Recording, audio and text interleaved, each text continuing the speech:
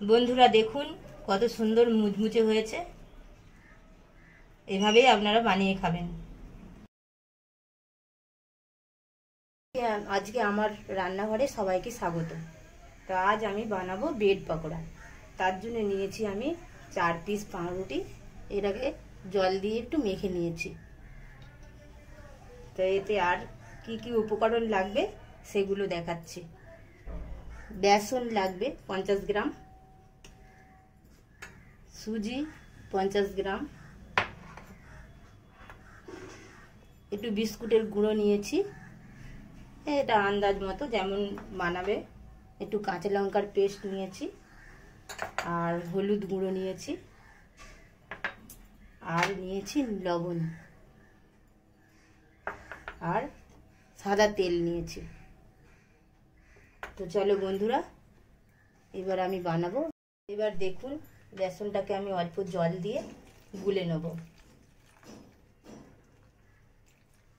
কেন এই বেসনে পকোড়াটা কোট করে বেসনে ডুবিয়ে আবার আমি বিস্কুট গুঁড়োতে কোট করে নিয়ে তারপর তেলের মধ্যে ছাড়বো। তো বেসনটা গুলে নিয়েছি, এর মধ্যে নিচ্ছি নুন,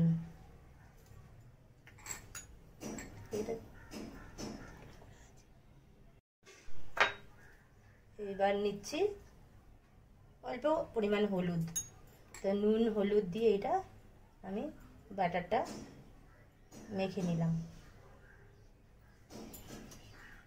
দেখুন বন্ধুরা, ব্যাটারটা খুব পাতলাও হবে না, খুব ঘনও হবে না, মিডিয়াম মাঝামাঝি।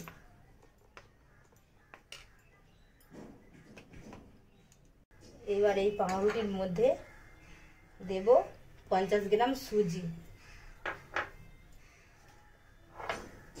আর একটু কাঁচা লঙ্কার পেস্ট, 2 চামচ মতো কাঁচা লঙ্কার পেস্ট দিলাম, লবণ দিলাম,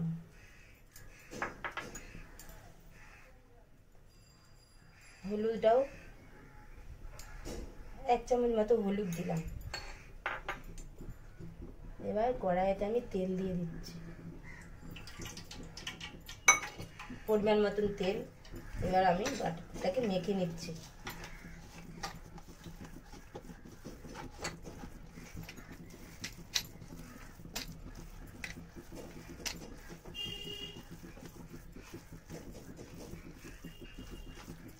দেখুন পাউরুটির পেস্টটা মাখানো হয়ে গেছে।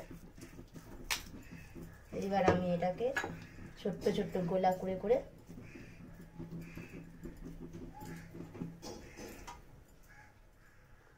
বেসনের মধ্যে চুবিয়ে নিয়েছি। দেখুন আমি এই পাউরুটির পেস্টটা আমি বেসনের মধ্যে চুবিয়ে নিলাম, নিয়ে এটাকে আমি বিস্কুটের মধ্যে কোট করে নিচ্ছি।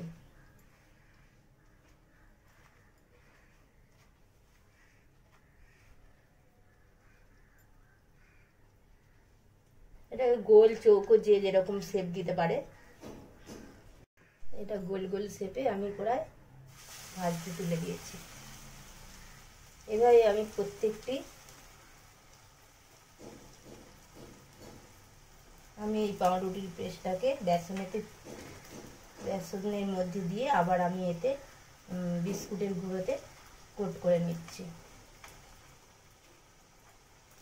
চৌকো গোল যে যেমন দেবে, শেপ অনেক রকমেরই হয়, আমি গোল গোল দিলাম।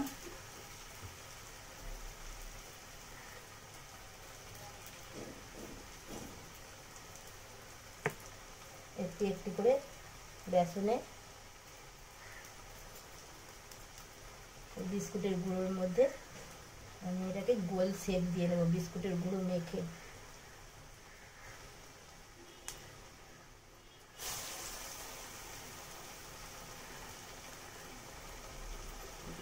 একটু আঁচটা অল্প করে দেবো, নাহলে পুড়ে যাবে।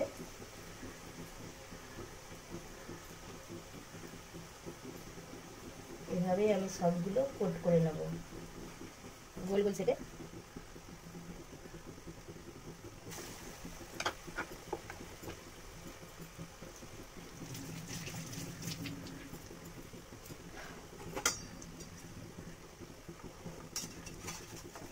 এটা ভাজা হয়ে এসেছে। তো এতে পেঁয়াজ রসুন দিয়েও করতে পারেন, কিন্তু এটা নিরামিষ যারা খায় নিরামিষের জন্য আমি এইভাবে এই উপকরণগুলো দিয়ে দেখাচ্ছি। পেঁয়াজ রসুন দিলে আরও ভালো লাগবে, এটা সুন্দর লাগবে দেখতে।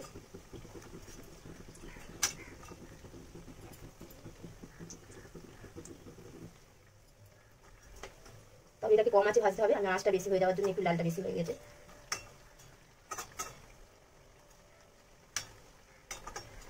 আপনারাও বাড়িতে বানাবেন।